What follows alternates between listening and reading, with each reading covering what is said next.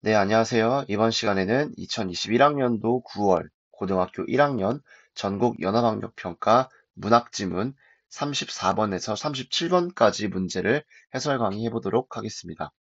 자, 먼저 가에는 안민영의 매화사라고 하는 연시조가 나와 있고, 마에는 신석정의 향기 있는 사람이라는 수필 지문이 수록되어 있습니다. 자, 그럼 가와 나 작품을 보고 문제풀이 넘어가 보도록 하겠습니다.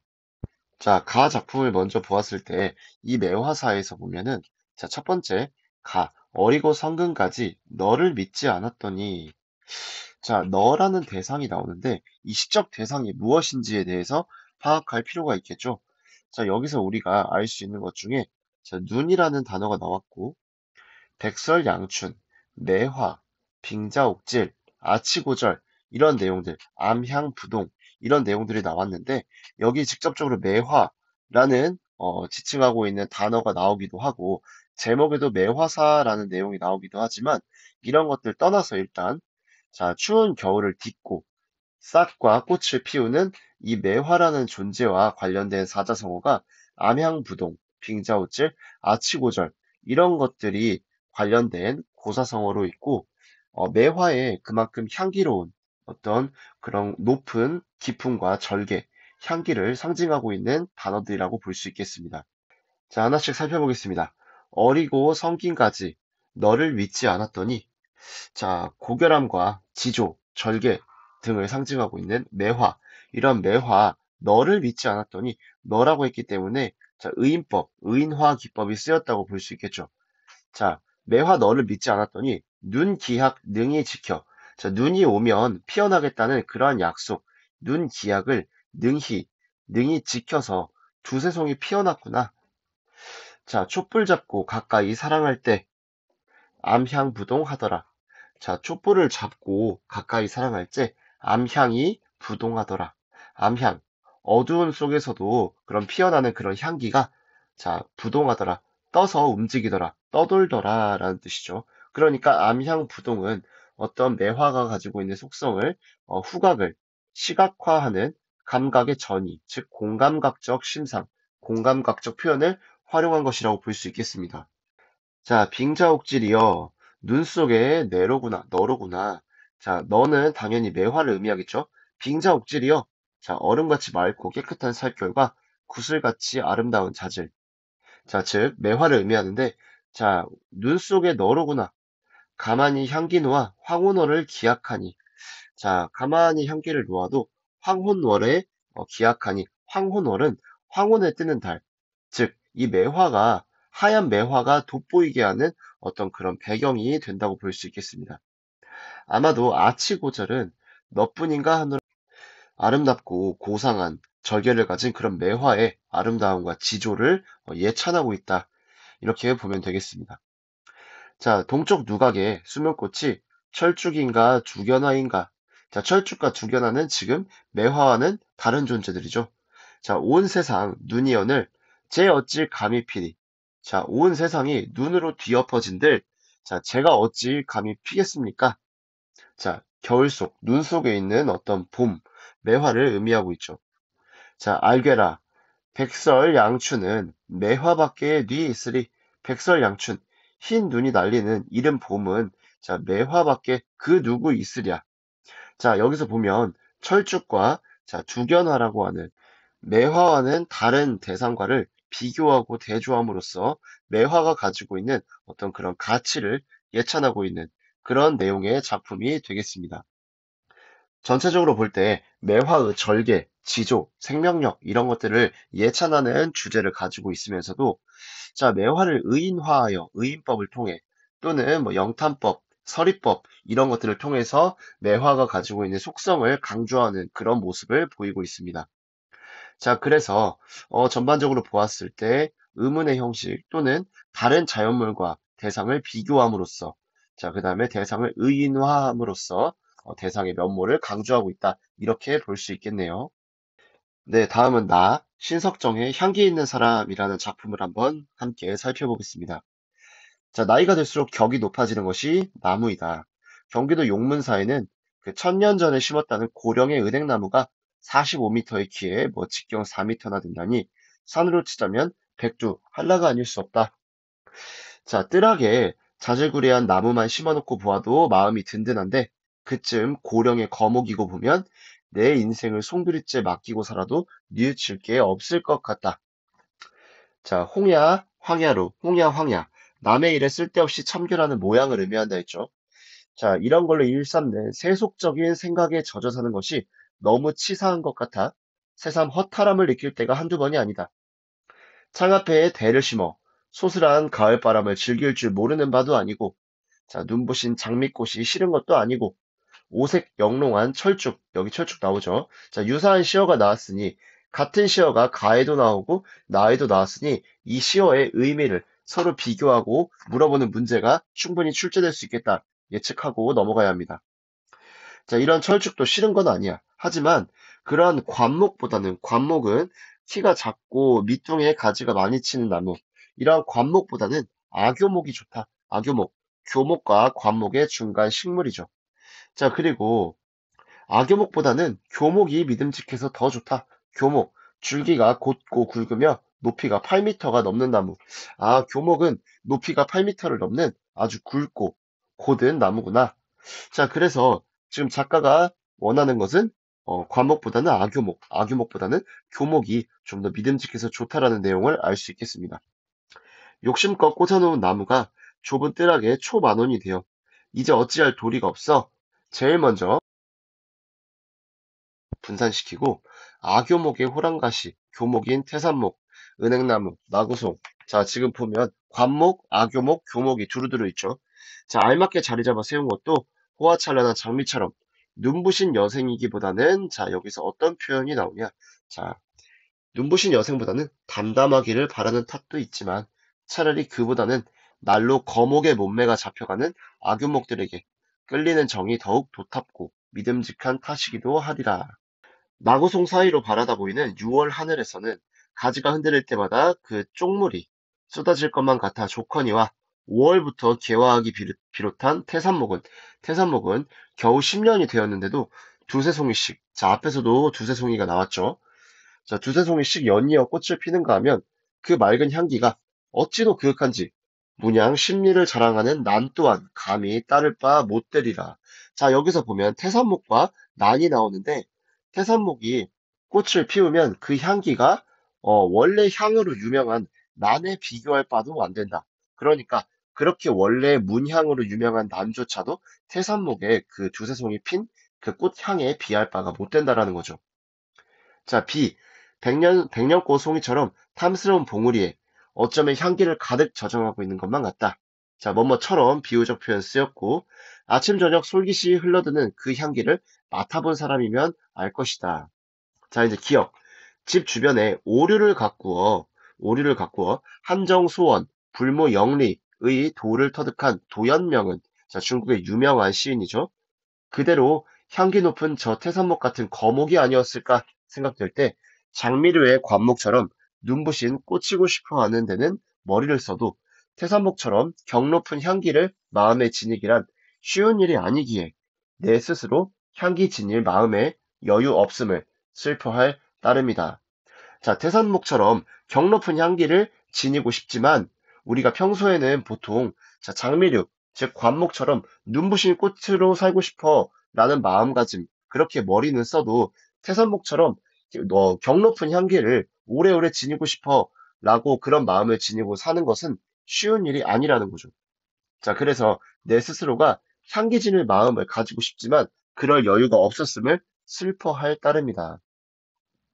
자, 문 밖에 심은 버드나무도 벌써 10년이 자라고 보니 이른 봄부터 찾아와 옥을 굴리듯 울어주는 밀화부리는 참새과, 참새목, 되새과의 새라고 밑에 나와 있죠. 자, 밀화부리도 버드나무가 없었던들 엄두도 낼 수 없는 일이다. 그러기에 이 근방에서는 우리 집이 버드나무 집으로 통할 뿐 아니라 혹시 전화라도 우리 집 위치를 묻는 친구가 있으면 자, 어디쯤 와서 문 앞에 버드나무 세 그루 서 있는 집이면 우리 집이야 라고 하면 다들 무난히들 쉽게 찾아온다. 자, 원래 당초에는 5그루를 심어서 정성 들여서 갖고 왔는데 자, 이웃집에서 가을 낙엽에 성화를 내고 자기 집 옆에 서 있는 놈만은 베어주었으면 하기에 그러니까 이웃집에서 낙엽이 너무 심해. 그러니까 자, 우리 마주보고 있는 우리 집 옆에 있는 나무만큼은 좀 베어줬으면 좋겠어 하기에 그 집 주변 주인에게 처분을 맡겼더니 베어다 장작으로 패댄 모양이고 또 한 그루는 동네 애들이 집굽기에 매달리는가 했더니 끝내는 껍질을 홀랑 벗겨내는 등살에 고사하고 말았다. 죽고 말았다. 자, 그래서 그렇게 보니까 결국에 남은 것이 세 그루가 태산목과 마주보고 서 있게 되었다.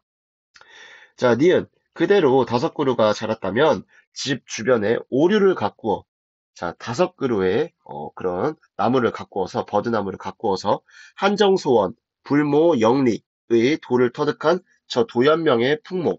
자, 한정소원 불모 영리 한가하고 조용하며 말이 적고 명예나 실리를 바라지 않는다라는 뜻으로 밑에 나와 있죠. 자, 이런 도연명의 풍모를 배우고자 했었는데 세 그루가 남게 되어 아주 짓궂은 친구가 찾아오면 나를 삼류 선생이라 부른다. 근데 나는 거기에 긍정하지도 부정하지도 않는다. 오히려 생각해보니까 삼류 인생을 살아가는 나에게 자, 어떤 발음이나 동음이어, 어떤 발음의 유사성, 동음이어를 활용한 언어 유희 같은 느낌이죠. 자, 숙제 삼류 선생이라 부르는데 내가 삼류 인생을 살아가기 때문에 나한테는 오류 선생은 못 될 것 같아, 나는. 그렇다면 삼류 선생의 칭호는 오히려 과분한 것이 아닌가, 나한테. 이런 생각이 들어서, 자, 스스로를 위로하는 그런 것 때문에 나는 긍정하지도 부정하지도 않고 있다라는 내용이었어요. 자, 이제 문제를 풀어봅시다. 34번 문제. A와 B의 공통점으로 가장 적절한 것은 했는데, 자, A에서는 매화를, 자, 아치고절 또는 빙자옥질, 이런 것에 빗대면서, 우아하고 높은 절개를 가지고 있으며, 맑고 깨끗한 속성을 가지고 있다라는 것에 빗대어서 표현하고 있었고, B에서는 태산목의 꽃일, 백년꽃 송이에 비유하면서, 난과 비교했을 때 아주 향기로운 속성을 가지고 있다라는 것을 비유적으로 표현하고 있었습니다. 그래서 A와 B 모두 비유적 표현을 사용해 대상의 속성을 드러낸다는 1번이 가장 적절한 맞는 정답이 되겠습니다. 자, 2번부터 나오는 시선의 이동, 대상의 변화 과정, 애상적 분위기 이런 것들은 나오고 있지 않고 감정 이입도 나오고 있지 않죠. 그다음 4번에 나오는 자연물의 말을 건네는 말투로 친근감을 드러내는 것도 A에는 나오고 있을 수도 있다라고 볼 수 있는데 B에서는 좀 찾기 힘들지 않나. 그래서 34번의 정답은 1번이 되겠습니다. 다음으로 35번 문제. 가와 나의 두세송이와 철쭉에 대한 이해로 적절하지 않은 것은 했는데, 자, 가와 나의 모두 철쭉과 두세송이라는 시어가 등장하죠. 근데 가와 나의 철쭉은 모두 화자가 거부하는 대상이다. 자, 과연 이게 맞는가 살펴보았더니, 자, 가에 나오는 철쭉은 뭐 그렇다 치더라도, 나에 나오는 철쭉은 화자가 거부하는 대상이 아니고, 악교목이라는 어떤 그런 나무의 종류와 비교, 대조함으로써 다른 대상이 부각되게끔 하는 그런 대상이었죠. 화자가 거부한다는 내용이 옳지 않기 때문에 정답은 1번이 되겠습니다. 자, 2번부터 5번까지의 선택지를 살펴보면, 자, 가와 나에 나와 있는 철쭉은 모두 매화와 교목이라는 대상과 비교되어 화자가 추구하는 대상을 부각하는 그런 소재로서 등장하고 있고, 자, 여기 나오는 두세송이라는 시어도 모두 매화와 난이라는 자연물과 비교되는 소재로서 등장하고 있죠. 자, 그 다음에 가와 나에 나오는 두세송이 모두 화자가 긍정적으로 인식하는 것뿐만 아니라 자, 나에 나와 있는 두세송이는 5월부터 피는데 가에 나와 있는 두세송이는 추운 계절임에도 불구하고 개화를 한 매화. 그래서 추운 겨울에도 불구하고 어떤 그런 지조와 절개를 보이는 그런 특성을 보이기 때문에 2번부터 5번까지는 맞는 선택지가 되겠고 옳지 않은 선택지로 1번이 35번의 정답이 되겠습니다. 자, 36번. 기억과 니은에 대한 설명으로 가장 적절한 것은 했습니다. 자, 기억과 니은에 대한 설명 살펴보면, 기억은 4번 선택지를 볼게요. 4번 선택지가 기억은 경 높은 향기를 지니고 살아가지 못하는 삶에 대한 나의 안타까움을, 그다음 니은은 오류 선생의 풍모에 미치지 못한다고 생각하는 나의 겸손함을 나타낸다.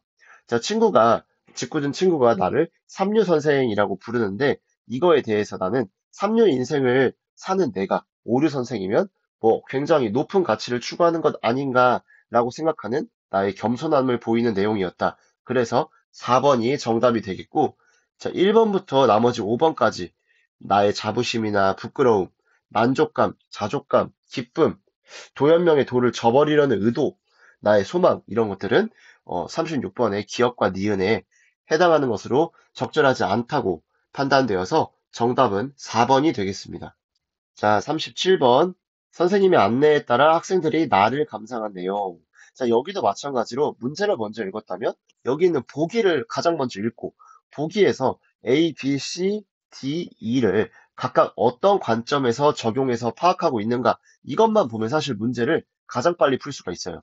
자, 먼저 살펴보면 수필은 글쓴이가 생활 주변, 신변 잡기적인 성향을 갖고 있다고 하죠.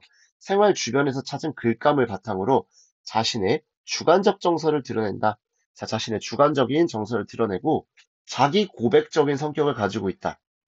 자, 그래서 삶에 대한 통찰과 가치관을 담고 있으며 개성 있는 표현, 자, 작가의 고유한 특성이 드러나는 개성 있는 표현을 통해서 자신의 생각을 드러냅니다.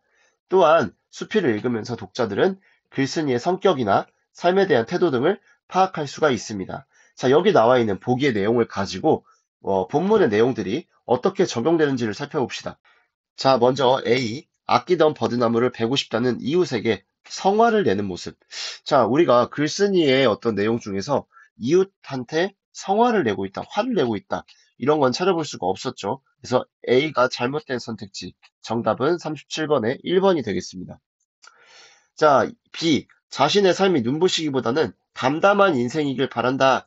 아, 글쓴이는 삶을 화려한 것보다는 담담한 인생을 좀 더 추구하는 가치관을 가지고 있구나라는 것을 파악할 수가 있었죠. 자, 그 다음에 C. 세속적인 생각에 젖어 사는 것에 대한 허탈감을 느끼고 있었죠. 그래서 글쓴이는 어떤 삶에 대한 태도가 세속적인 것보다는 좀 더 그 이상의 가치 있는 삶의 태도, 그런 가치관을 추구하고 있구나라는 것을 엿볼 수가 있었습니다. 다음에 D, 뭐뭐으리라라는 어조를 반복해서 나무에 대한 자신의 생각을 어떤 문체적 개성을 드러내고 있는, 그쵸, 개성 있는 표현을 찾아볼 수 있었죠. 자, 그 다음에 E, 키우던 5그루의 버드나무가 3그루만 남게 된 일화. 여기에서 글쓴이가 자신의 생활 주변에서 글감을 찾은 것을 알 수 있다. 그래서 삼류선생이라는 표현이 나오게 된 계기, 그리고 그러한 자연물을 통해서 자신의 삶을 좀 더 반추해보고 성찰해보고 반성해보는 그런 글감을 찾게 된 것을 알 수가 있다. 37번의 정답은 1번이 되겠습니다. 네, 지금까지 안민영의 매화사와 신석정의 향기 있는 사람 두 가지 작품을 가진 문학 복합지문 갈래를 풀어보았습니다. 자, 마지막으로 이제 다음 영상에서는 작자 미상의 고전소설 태원기를 가지고 문제풀이 영상을 진행해 보도록 하겠습니다.